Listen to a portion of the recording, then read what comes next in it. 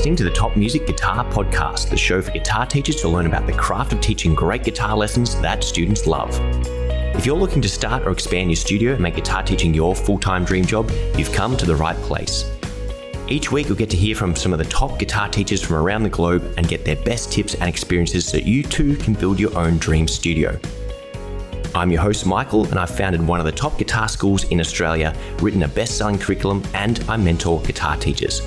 I'm excited to share my expertise with you and the wisdom of all the experts we interview. Make sure to subscribe so you don't miss any future episodes. Let's get into it.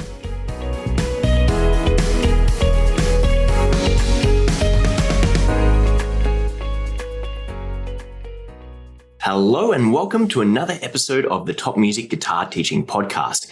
With me today, we have a very special guest who's going to give us some fantastic wisdom to help us kick off 2023.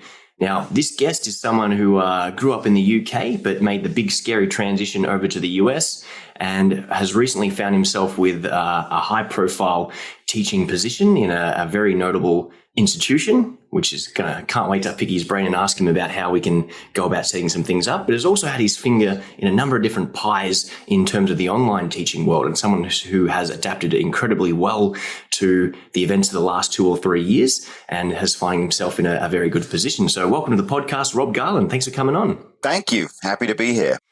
It's always great to have people from all around the world connecting. And again, the purpose of this podcast is to take the knowledge from people who are very experienced teachers in various different fields or specialties and help it transfer to the next generation of teachers coming on up, or people who, again, have been teaching for a lifetime already, but still want to connect with their students better or run a better business or somehow find out that one little bit of information that's going to help everything click. So, Rob, I'm really looking forward to picking your brain today. Yeah, go for it. So why don't you give our listeners a brief background about your career, both as a musician and transitioning into teaching? Sure, yeah. So I grew up in the southeast of England in a little seaside town that nobody knows called Margate, and just 40,000 people there. And when I was about 14, started playing the guitar, just instantly loved it. And then kind of, went pretty soon after that, started playing in bands, took some lessons and started playing in bands as soon as I could. And that really continued, through my school years and then into university. And, I would do things like I would pick the university I went to so I didn't have to break up the band, like all the decisions were music-based, one thing or another, So, and then I sort of started playing around London and just lots of different genres, even in the early days, I was always quite open to different styles of music. And so it wouldn't be unusual to be playing college circuit with like a Britpop band or something, and then have like a hard rock band or a folk duo. I was always doing lots of different things, which I think is good because it forces you to get out of your comfort zone a little bit and learn different styles. So I started teaching while I was still in England, and doing all the gigs and everything. And then when I moved to the US around 2000, I was looking for kind of steady gigs. And it took a few years. I played in, again, lots of different types of bands. And then I kind of had this blues rock trio called the Blue Monks. And that became a mainstay for about 5 or 6 years. And we used to tour and we would play about 220 gigs a year. So it was a lot of gigs. And that was my full-time job at that point. And then after, and then kind of like that whole market of playing those more high-profile gigs like festivals and casinos and all that started to kind of change a little bit. In the sort of mid 2000s, and I was getting a bit tired of doing that many gigs, and so I'd always been teaching. I'd always had a few private students through that time, but then I kind of ramped it back up to more of a full-time teaching load. And then I would still play gigs, but I would do just original gigs, or I started getting really into kind of like jazz and jazz rock kind of stuff. So I would do those gigs I wanted to play that wouldn't make any money, but just for the love of it. And teaching became my main kind of, way of paying the bills. And that led me into doing instructional books for Cherry Lane. And then I got hooked up with Truefire, started doing their online classrooms. I would go to Florida every couple of years and film courses for them, and that's continued to this day. And their sort of their sister company, Jam Play, which they now kind of own.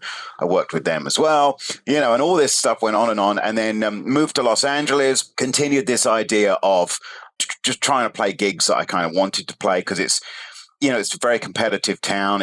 There is that pay to play thing, which is awful, and I refuse to do that. Where you pay money and there's 7 bands and you play for 20 minutes. It's kind of ridiculous.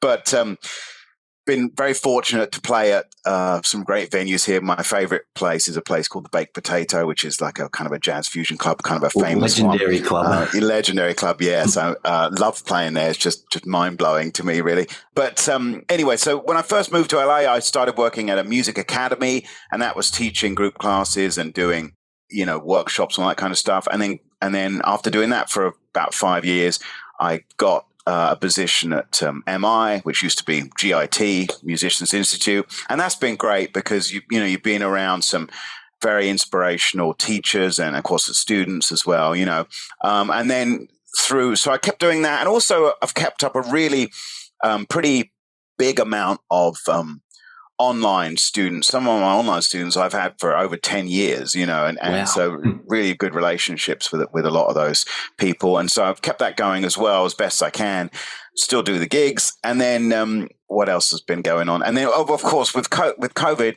MI was running a parallel online school. So we all kind of took over that and did the online part. And then coming out of COVID, I've kind of stuck mostly to the online stuff because my private student body is so busy, so at the moment I'm kind of juggling between it all, but still doing the gigs, still releasing music.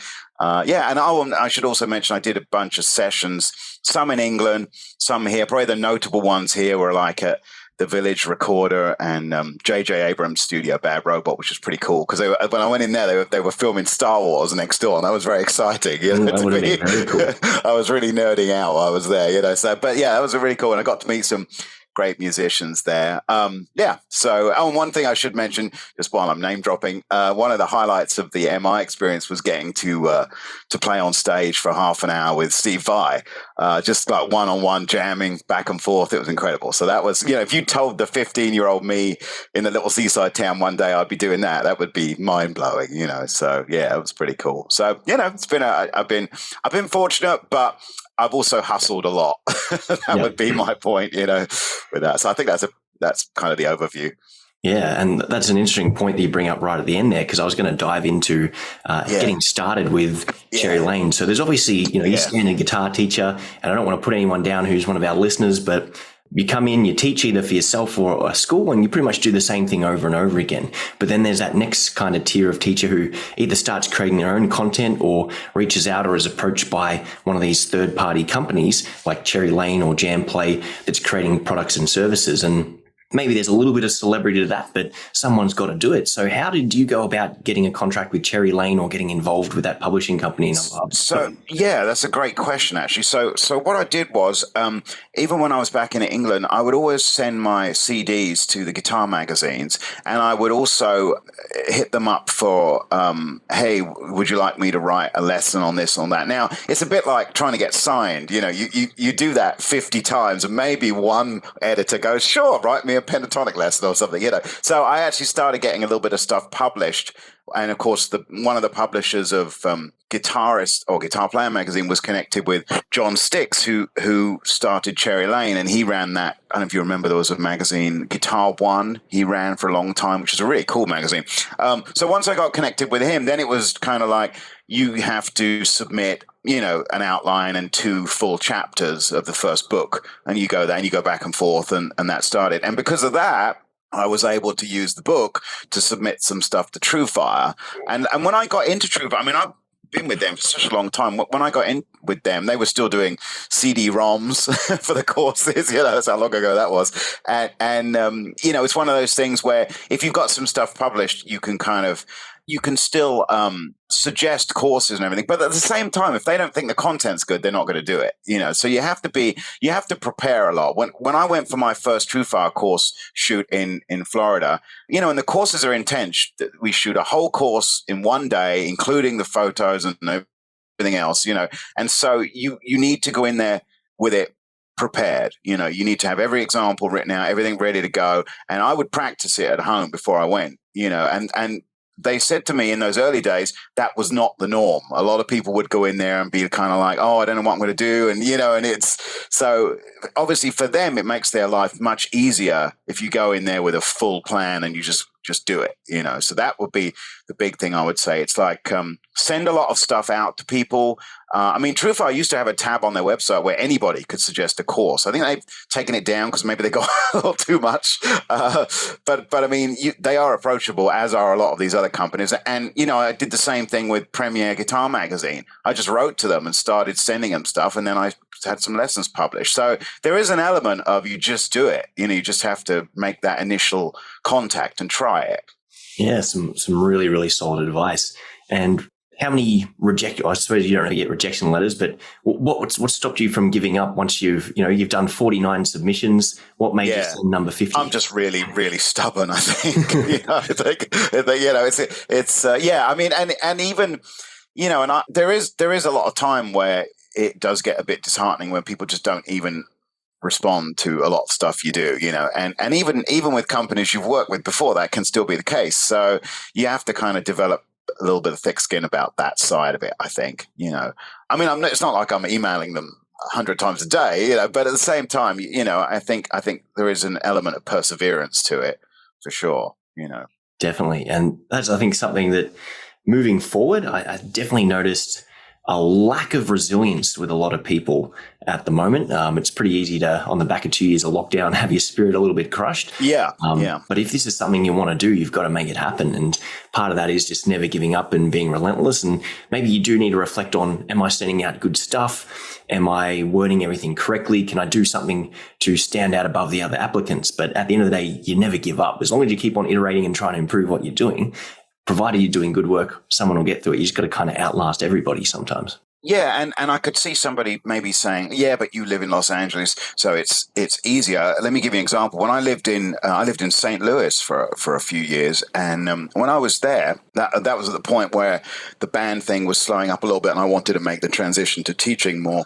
So at one point there, I maybe had just a couple of students, and I wanted to get it up to about 40 students. So what I did was I went to all the guitar centers, made cards, put them on their ad boards. I befriended the guys in the guitar departments, gave them my business cards, did the same thing for the coffee shops. I would go, like when I would go to a rehearsal studio with a band, they would always have those boards, and it's like maybe even befriend the owner of the rehearsal studio, give him a card in case somebody says, hey, do you know anyone that's teaching? And that's, Craigslist, refresh the ad every day, those little steps like that. I think that's obvious, but I must admit, I meet a lot of people that don't do those kind of things, Yeah. Yeah.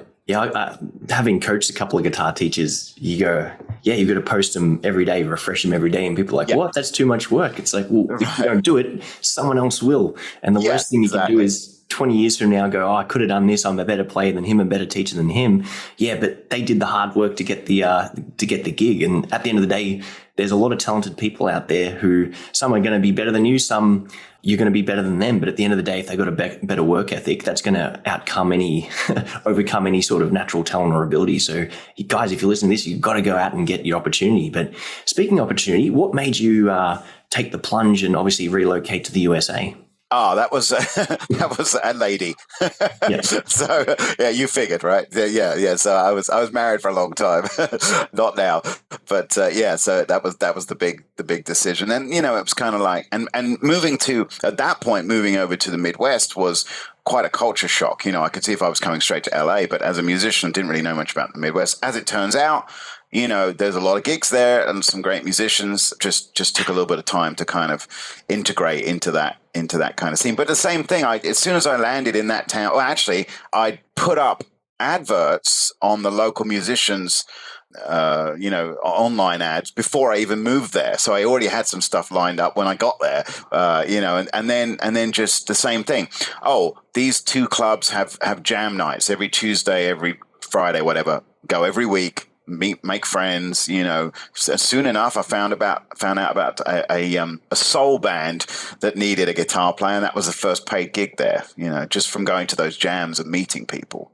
And I think that element of it, and I think in this day and age for younger people, I think we have to be a little bit careful with the social media and the not going out to places to interact with people. I think, I go to the NAMM show every year, and all of my equipment endorsements and a lot of other things have come from just talking to people at the NAMM show. It's amazing how it's such a friendly environment, for one thing. Have you been to that? No, I haven't made it over yet, unfortunately. But the Yes, whole yes, thing I with it, know right? what Yeah. NAMM So is. it's there's still that being personable and just talking to people, and I do encourage younger people, if they're looking for gigs especially, to go to jam nights and put yourself out there, because just sitting playing on camera is one thing, but it's different, right? When you actually go and interact with people, it's very, very worthwhile. Yeah, and these companies get thousands of emails every single day about people wanting things, but when someone rocks up and introduces themselves and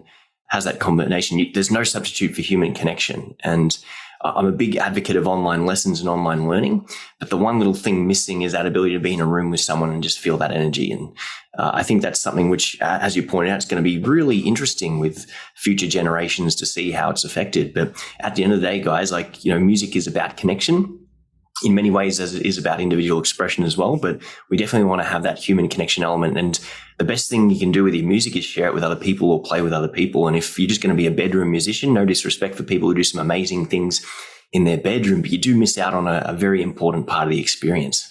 Yeah, and I do think that's changed a little bit. That idea of how you get together with some friends and you put a set together, and you literally get in a van and go somewhere and try and gig with it. I think that part of it is going away a little bit, which is a shame. Now there are some fantastic online musicians, no question, but I hope that they're also doing that. I hope they're also getting out there and playing with people a little bit.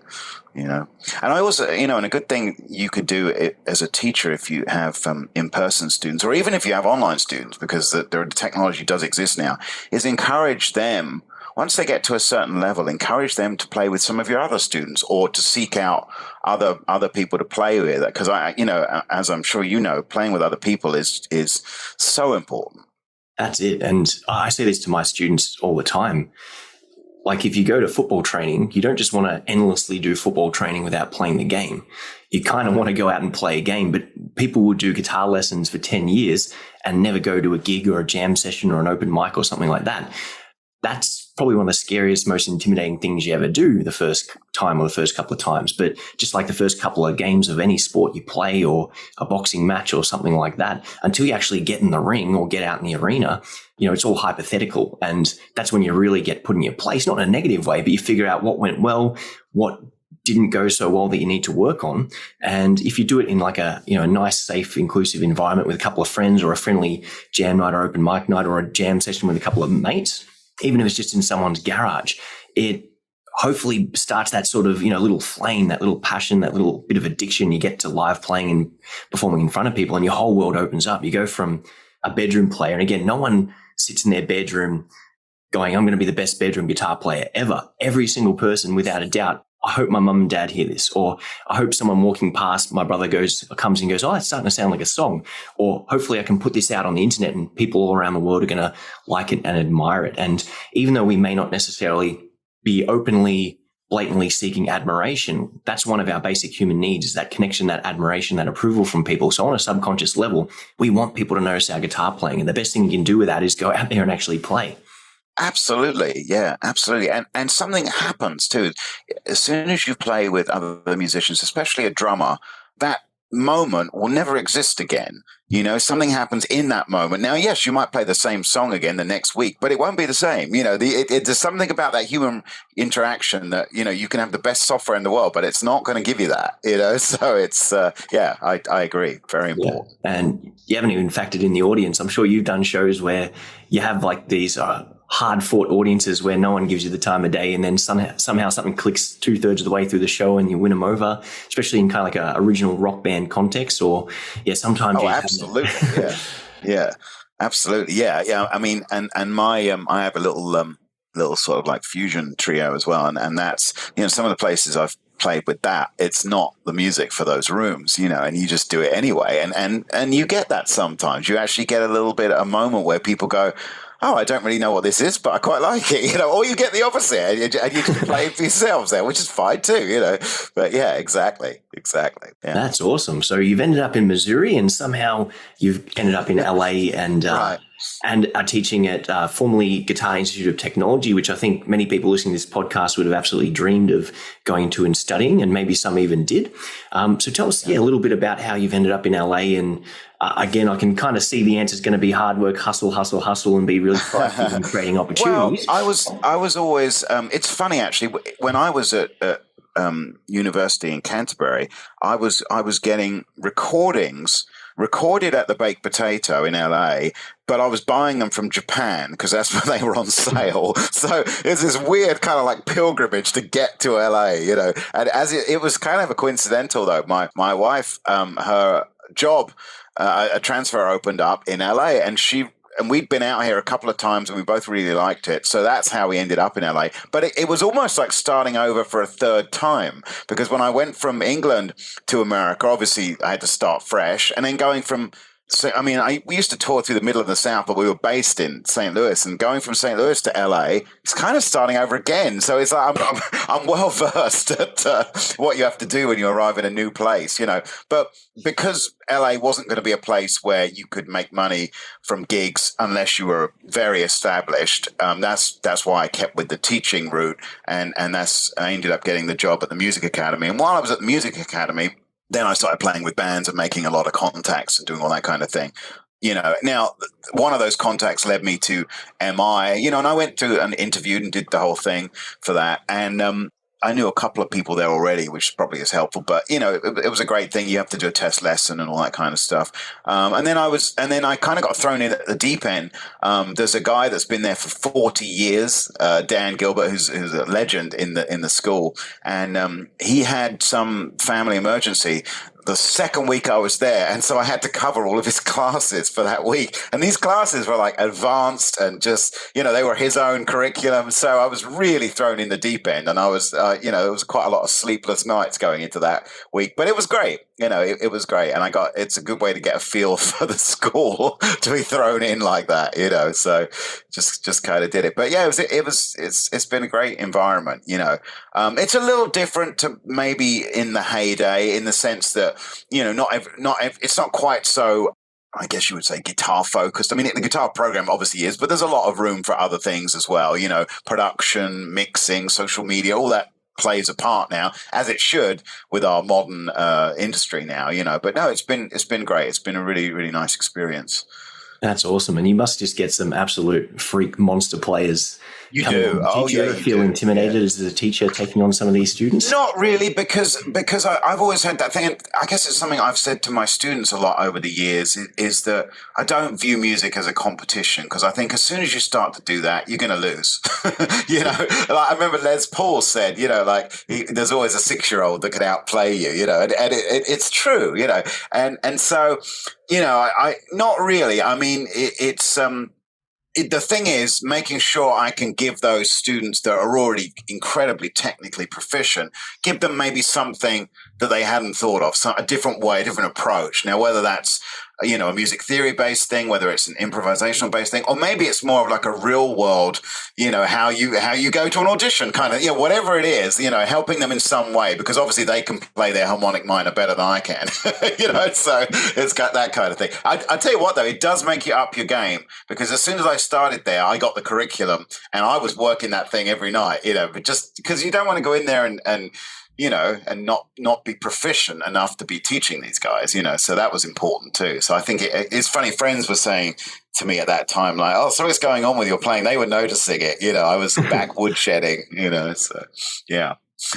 Yeah, that's amazing. And so just nodding back to something you said about 2 minutes ago, the world is completely different to what it used to be. I used to tell my students all the time, like, you really take for granted how disconnected the world was and how in the dark everyone was. So obviously down here in Australia, like, we got nothing. We were about 6 to 9 months behind anything. Movies would come out 12 months later than they did in America and the rest of the world. And I just told them there was this awesome kind of mystique about all your favorite guitar players and bands. And you'd have to go get these guitar magazines and learn about them. And you couldn't just go to Wikipedia or pull up the computer and just Google what kind of gear to Slash use. You'd have to like kind of meet someone who took a photo of it or Right, wait for the magazine exactly. to come out. That's right. Yeah.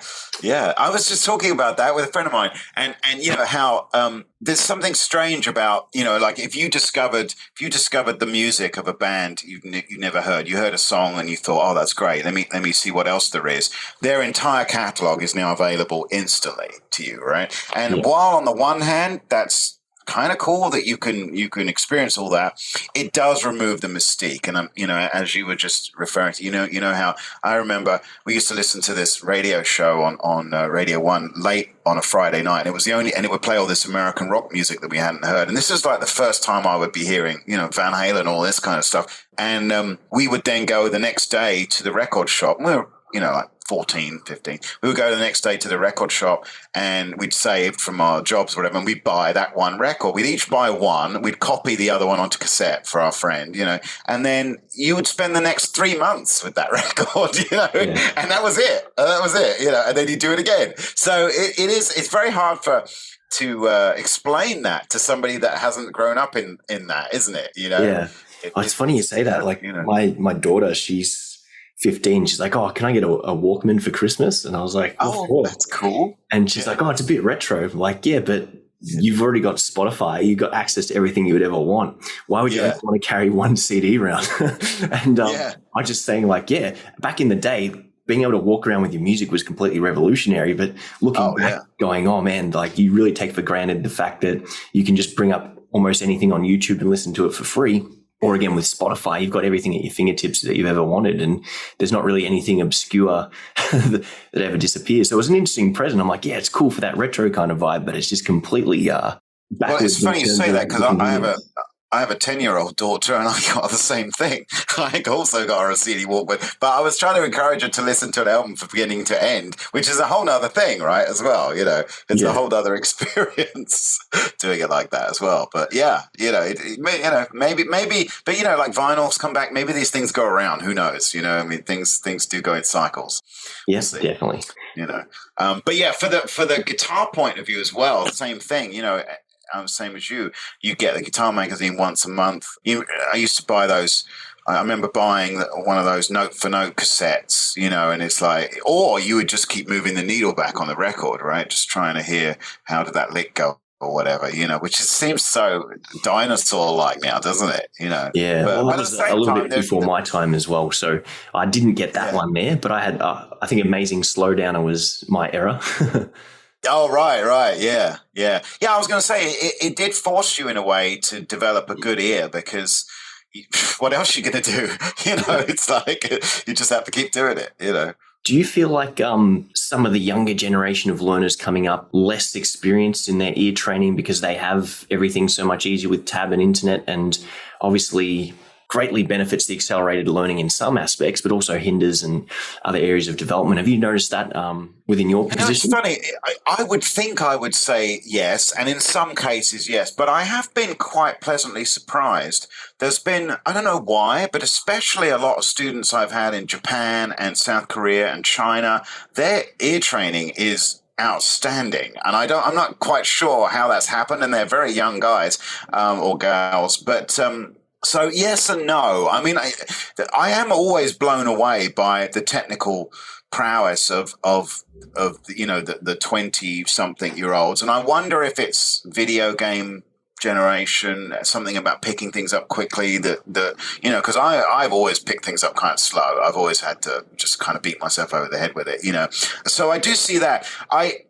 And some of them write, and some of them do have very kind of melodic phrasing and an understanding of taste, which is shocking to me and pleasantly shocking. Now, on the flip side to that, yes, I also do see people that they learn it note for note, but they're not going into, but why does this note work over this chord? Why, they're just learning the surface level. And I think with the YouTube world, there's a danger of that, But at the same time, back in the day, some people would just learn the tab out of the magazine and not ever think about any deeper than that. So I think that's always been there. I think it kind of depends on the individual, maybe, right?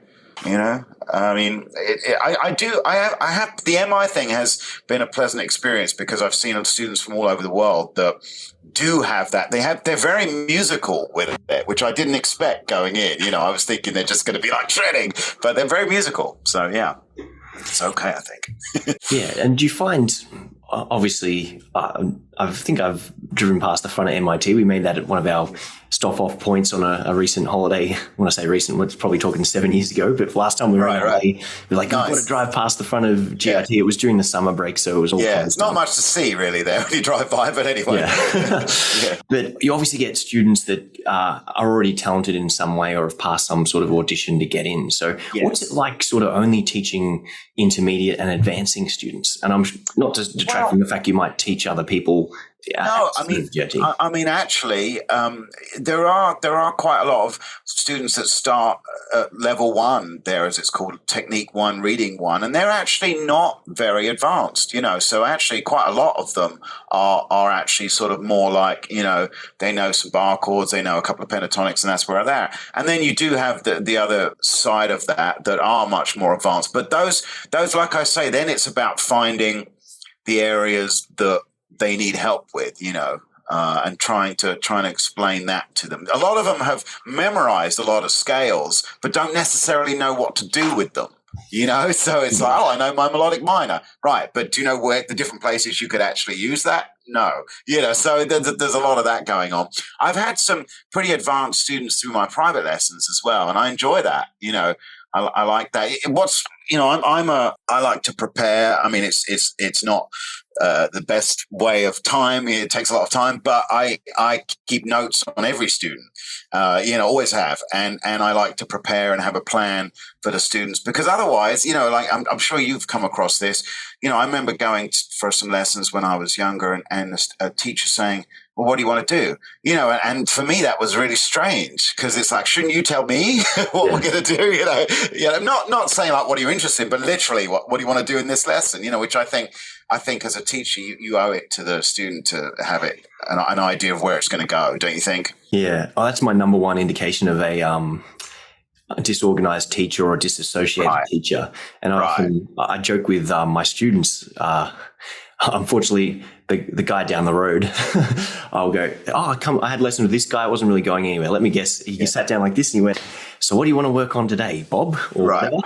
And I go, no, that's not what we do. I want to get to know you. I want to get to know the kind of music you like. I do a free trial assessment with my students, assuming they're not total beginners, so they can see what they know, identify a couple of bad habits, pick out a few things. Yeah. And then what I do, depending on their long-term goals and short-term goals, is I pick out a plan of attack and go kind of 80-20 principle. What's the 20% of things we're going to use 80% of the time?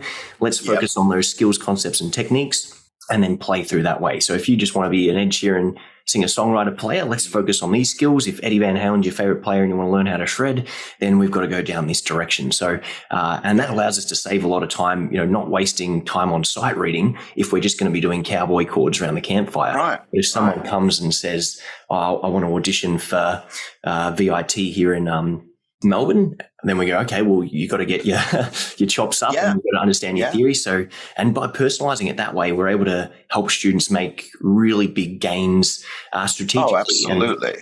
Yeah, I think that's brilliant. I think that's great you do that, because I send them a pretty long questionnaire before we start, and it has some technical questions in it, and then it has more like some short-term goals and kind of like, you know, styles of music they like. So I can, and then in the first lesson, I do exactly what you just said there and kind of put that together. Because it's like the thing about playing guitar is, you can't do one size fits all. I mean, you can for some fundamentals, but once you get past that, you're absolutely right. I mean, it would be, you know, if somebody just wants to play some pop songs for their friends and you spend an hour a week with them sight reading, that's not gonna make them feel good, you know.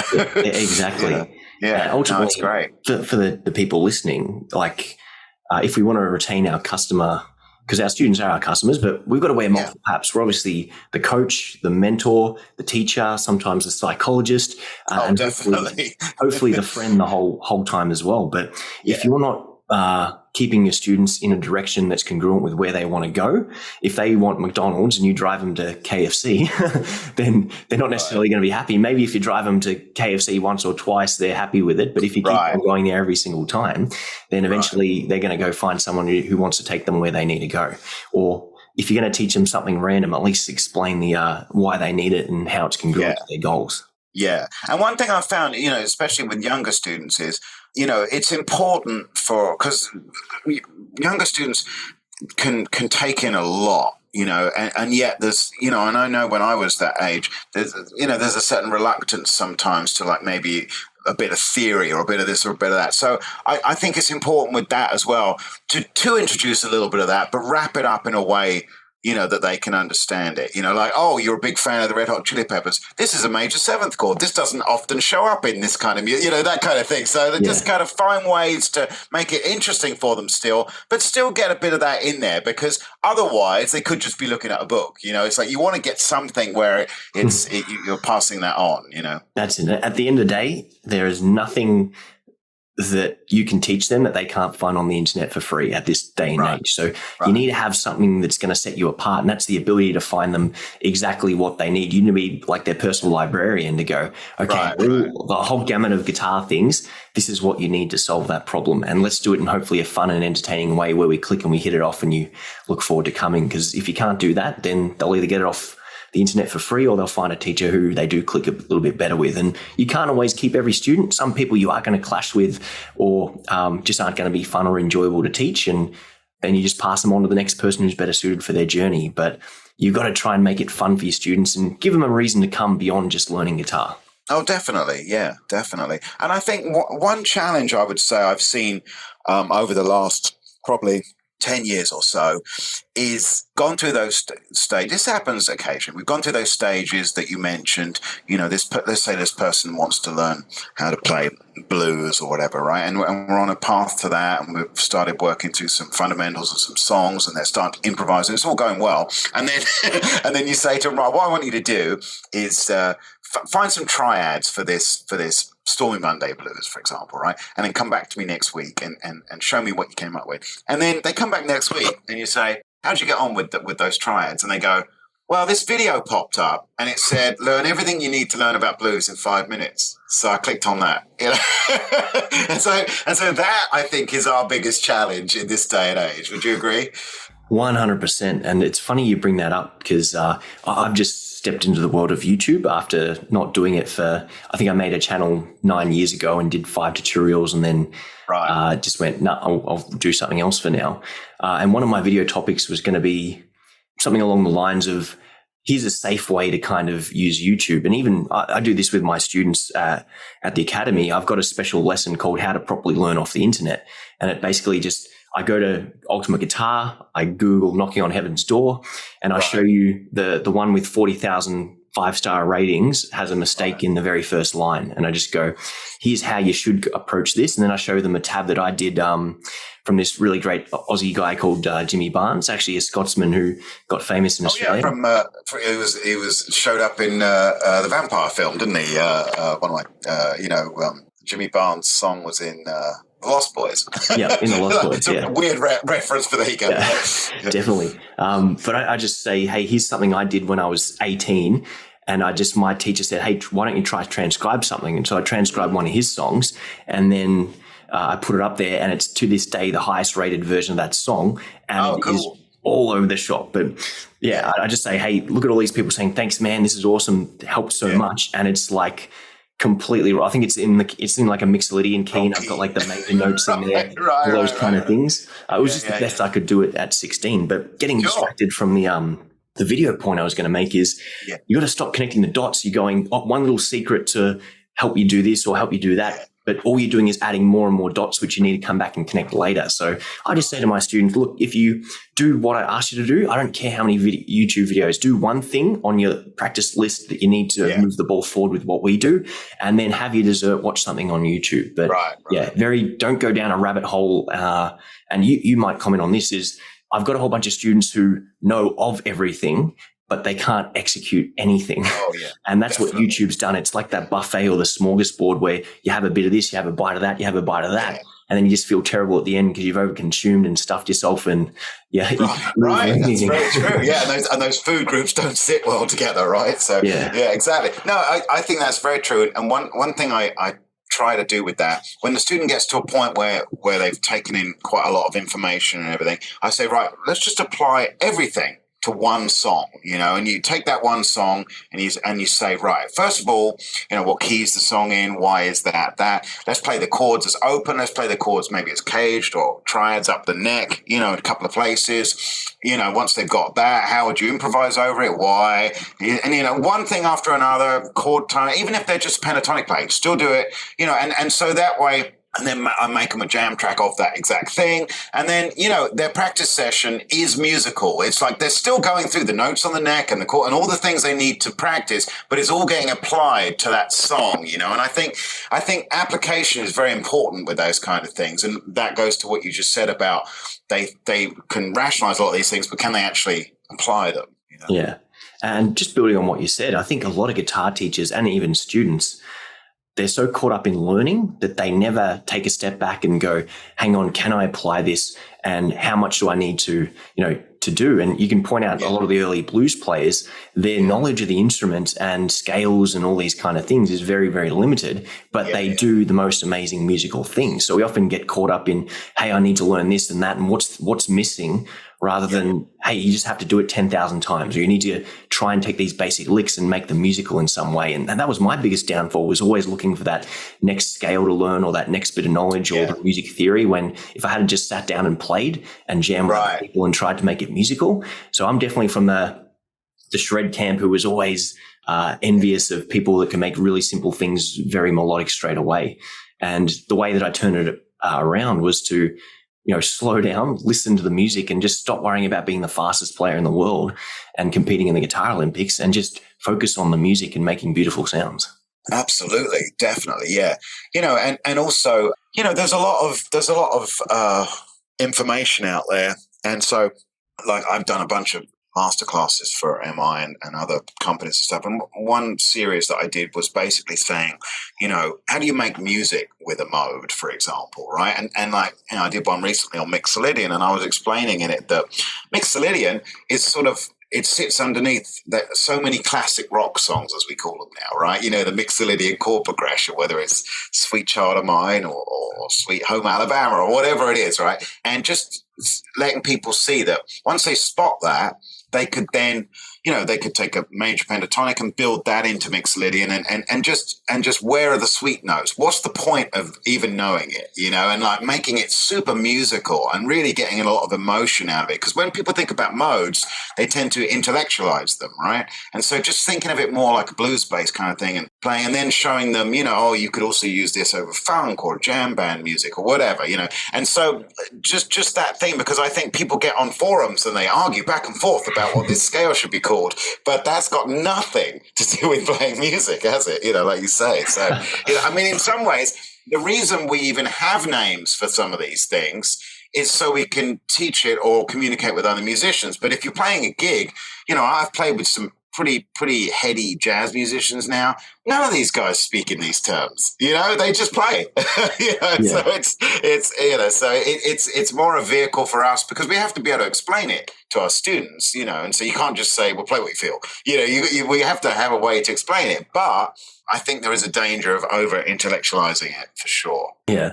And a lot of your favorite players never went to music school, never went to college for music. They just went out and played, or they would get a gig and they'd be learning from all the other musicians, and the education come through the immersion in the experience. And there's countless stories of Jimi Hendrix, doing a session with this band and then learning from the guitar player in that band and traveling here and learning from there. Definitely, and that's how you got to do it. You just got to go out and play. But I think there's definitely a lot of over-intellectualization, as you've said there, and there's almost traps you fall into of labeling, and you just got to realize that, hey guys, the theory came afterwards as a means of explaining what they were doing. But a lot of the time, a lot of your favorite guitar players didn't necessarily know how to quantify that or explain it. They just figured something out and rolled with it.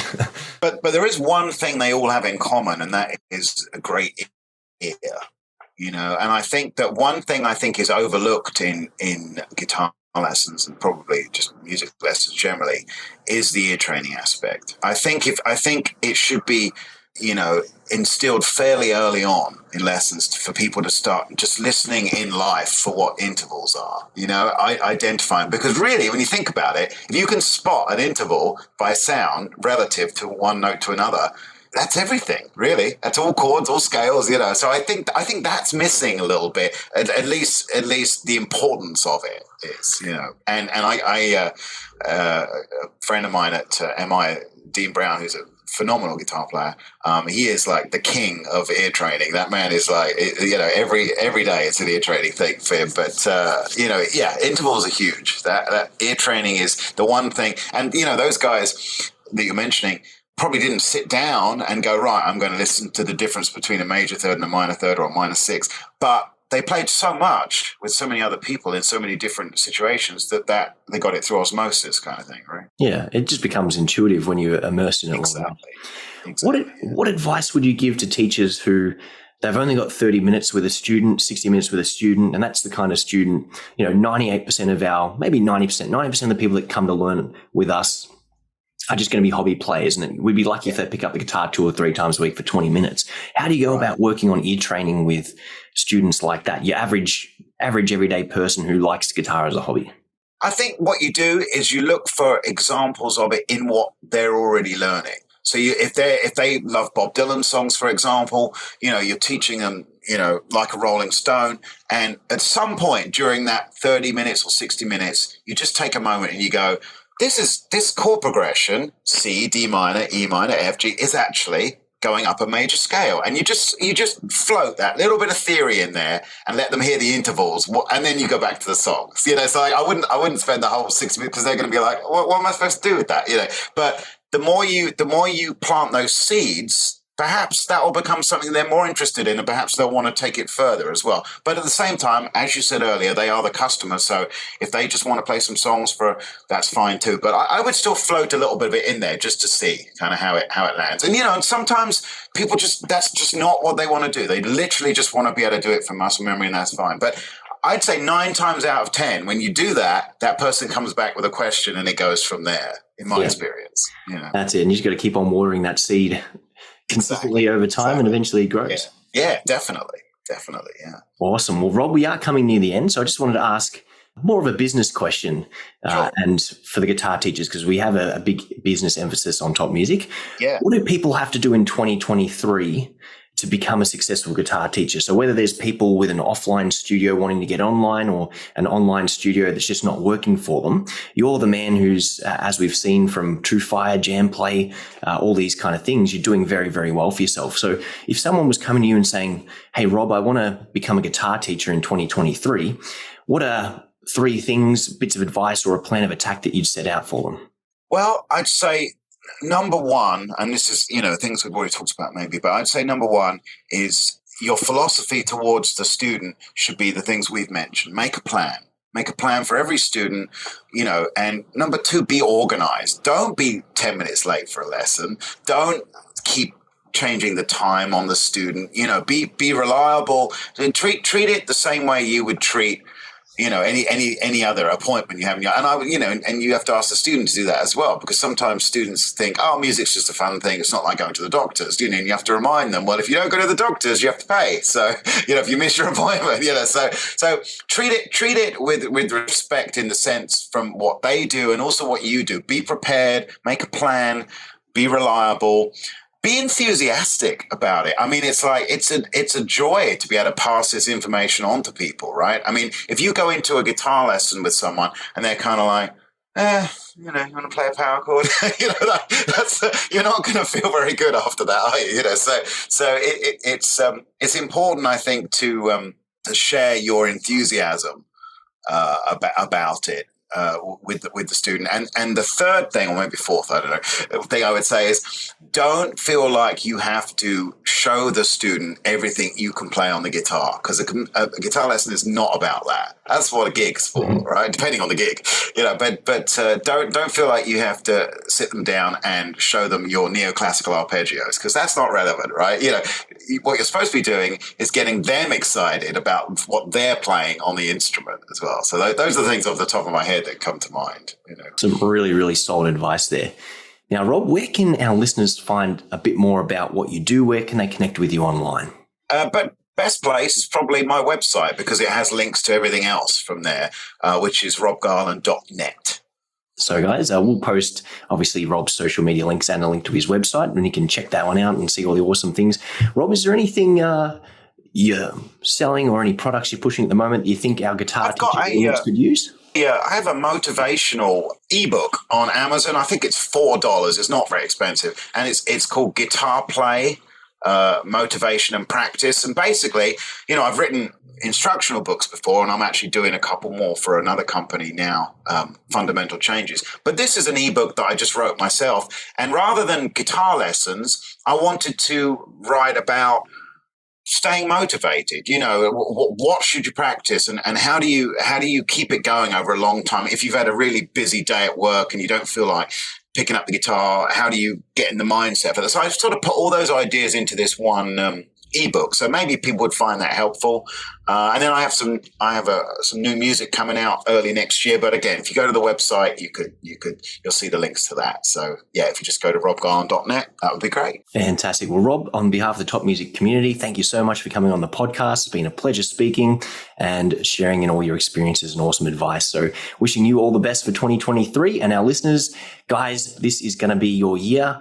Definitely check out that motivation stuff, because I'm sure some of us will benefit from that ourselves, let alone for all the uses with our students as well. But Rob, thank you one more time, and we'll see you guys in the next exciting episode. Thank you very much. Thanks so much.